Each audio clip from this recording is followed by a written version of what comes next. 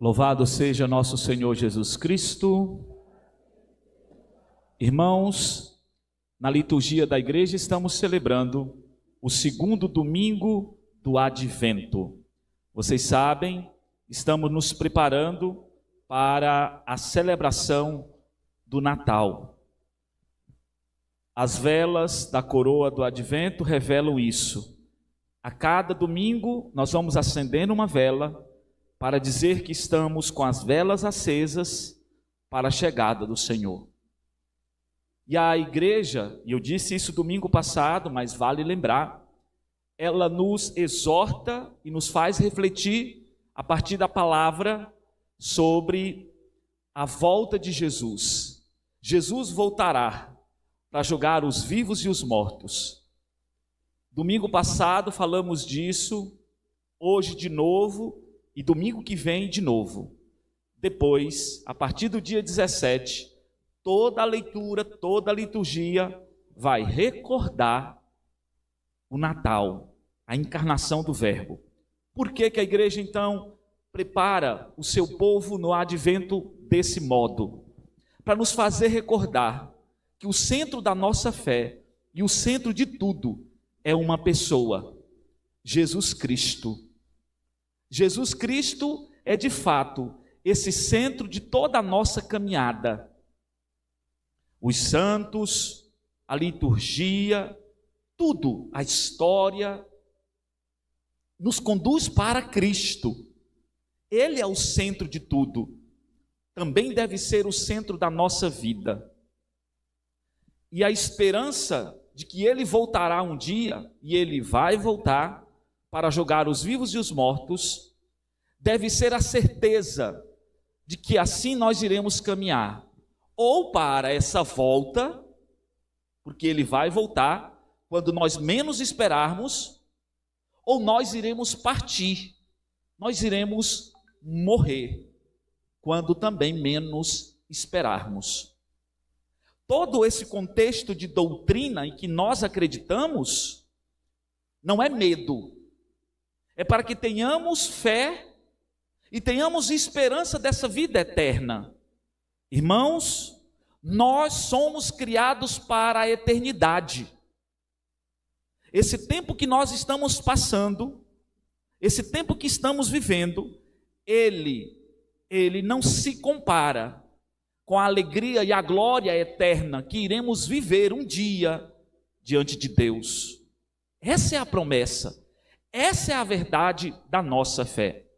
Hoje, a liturgia, a palavra de Deus, a partir do capítulo 11 do profeta Isaías, traz a seguinte profecia e a seguinte promessa: nascerá uma haste, um pequeno broto do tronco de Jessé, e a partir da raiz surgirá o rebento de uma flor, sobre ele repousará o Espírito do Senhor.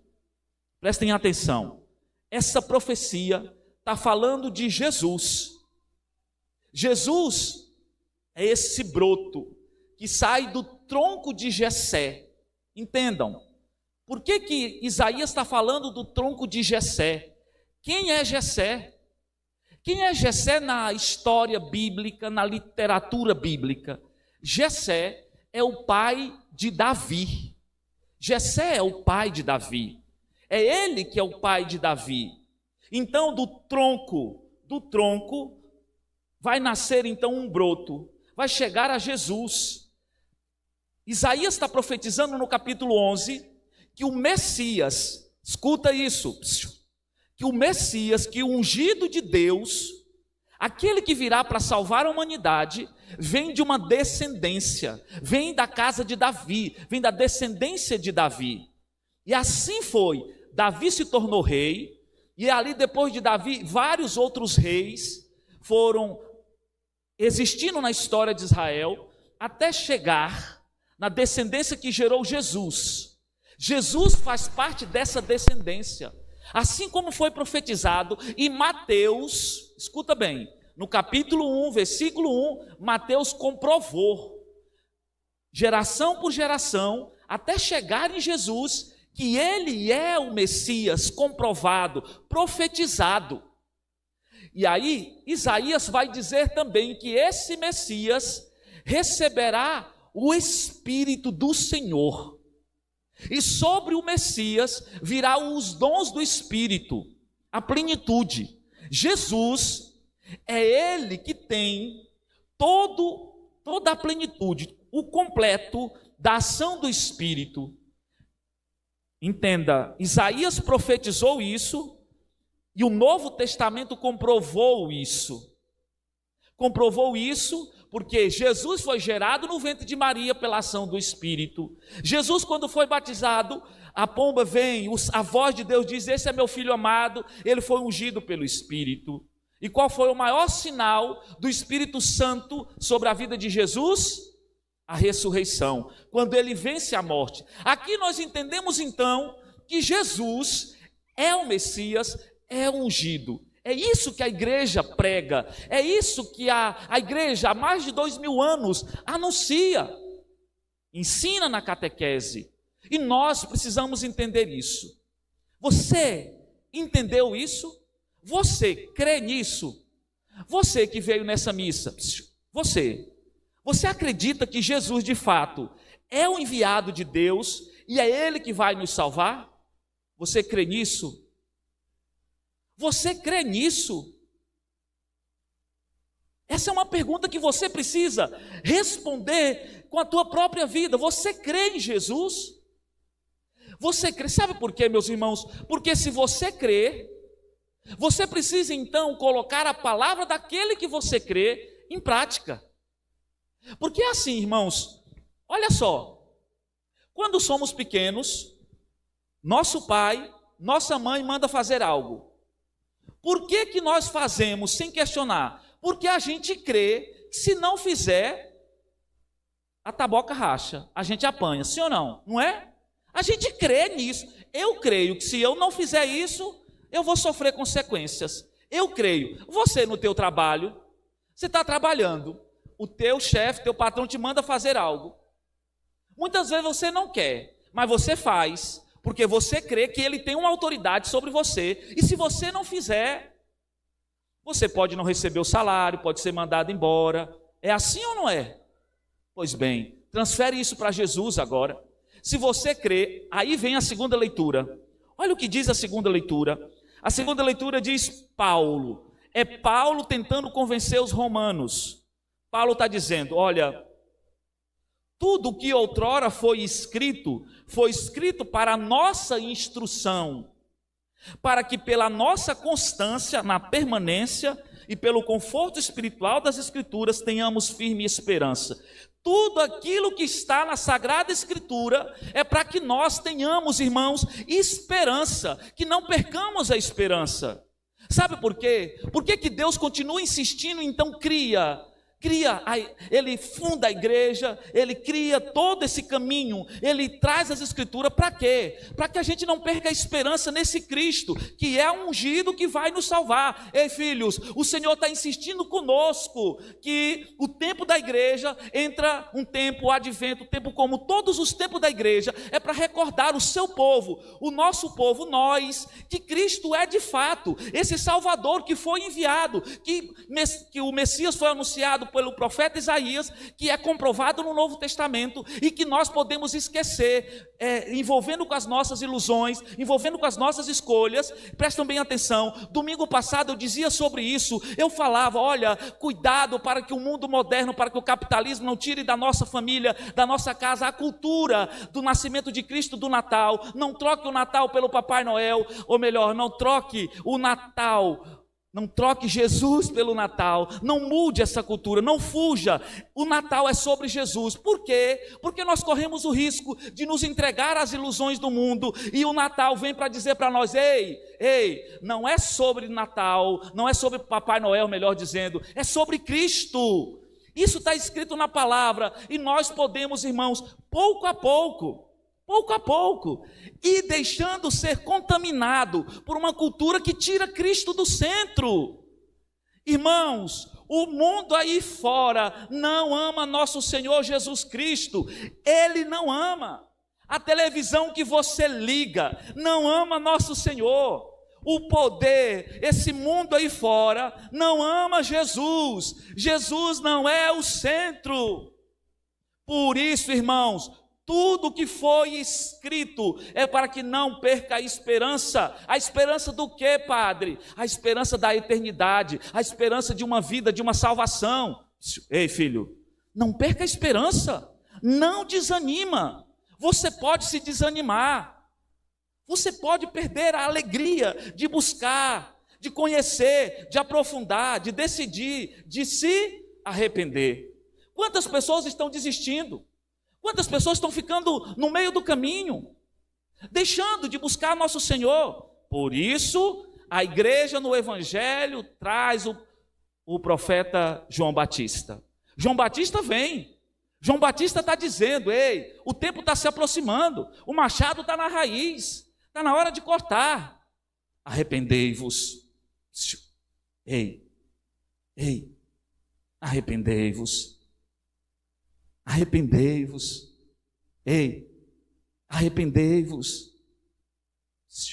Ei, se arrependa. Se arrependa. Do que você precisa se arrepender hoje? Aonde você está perdendo a esperança?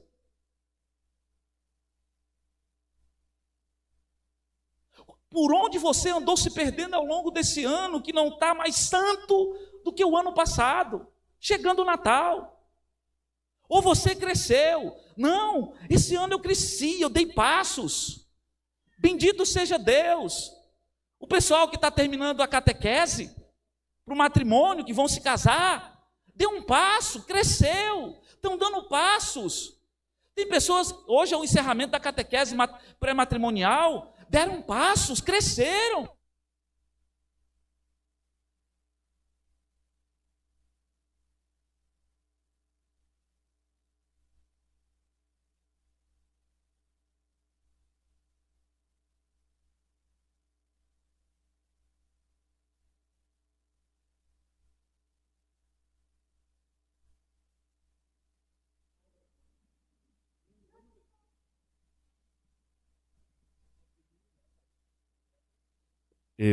Eu que desliguei?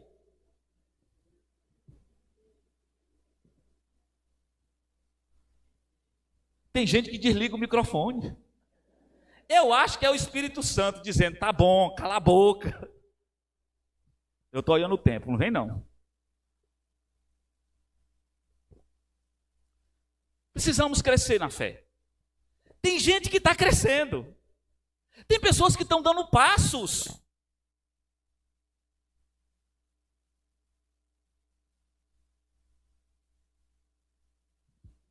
Não, vem com essa não. Irmãos, não perca o foco. Não perca. Nós entendemos na primeira leitura que Jesus é o Senhor. Ele é o Messias, eu creio. Mas eu creio e não posso crer só com a boca. Eu preciso manifestar isso na minha vida. Porque tudo que nós temos escutado, temos vivido, é o Senhor tentando, para que eu e você não percamos a esperança.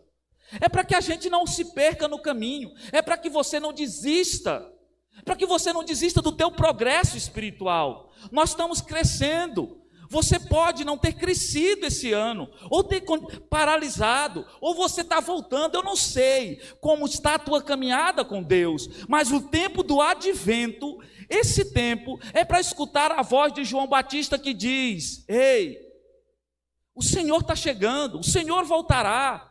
Arrependa-se, converta teu coração, muda a rota.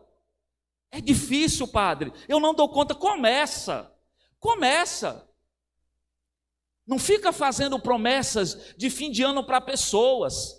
Dobra teu joelho diante do altar, dobra teu joelho diante do Santíssimo Sacramento e reza a Jesus para que Ele te ajude a ter a esperança, perseverar, mas sobretudo a converter, mudar a direção, arrepender. Por quê, meus irmãos? Porque o Senhor está voltando. Ele está voltando, mas sobretudo nós estamos também nos aproximando da eternidade. E a eternidade não é medo. Ir para o céu, meus irmãos, não é medo. Nós temos medo. Nós temos. A morte morrer causa medo, porque nós estamos muitas vezes apegados às pessoas, porque amamos, mas nós perdemos a consciência de que a morte é uma passagem para a eternidade, e que muitas vezes nós não queremos estar preparados, nós não queremos estar prontos, não queremos, nós queremos permanecer nesse mundo, mas assim como 2 mais 2 é 4, irmãos, o Senhor voltará, eu creio nisso, anuncio isso a vocês, e a palavra de Deus confirma isso, como também um dia nós estaremos diante do Senhor. Isso será motivo de alegria, teremos paz, a paz anunciada nessa primeira leitura, aonde o lobo já não mais atacará, tudo será convívio. Prestar atenção à primeira leitura, haverá uma paz. Oh, irmãos, se o mundo de hoje conhecesse Jesus, entenda, conhecesse o Evangelho, oh, irmãos, se os políticos, se as autoridades políticas conhecessem Jesus, o mundo não seria como o mundo é hoje, não seria. Se colocassem em prática o Evangelho, não seria. O mundo não ia para o lado direito ou para o lado esquerdo, iria para o centro, porque Cristo estava no centro. Mas não colocam nosso Senhor como centro. Aí nós olhamos e pensamos, o que precisa? Precisa começar por nós. Irmãos, comece por você. Coloque Cristo no centro.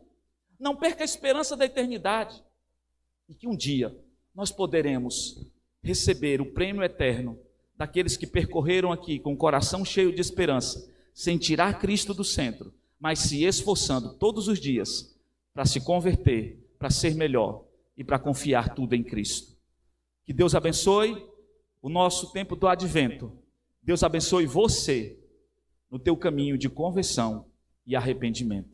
E que o Espírito Santo, força que conduz a igreja, conduziu Cristo, nos conduza para perto dele. É isso que eu desejo.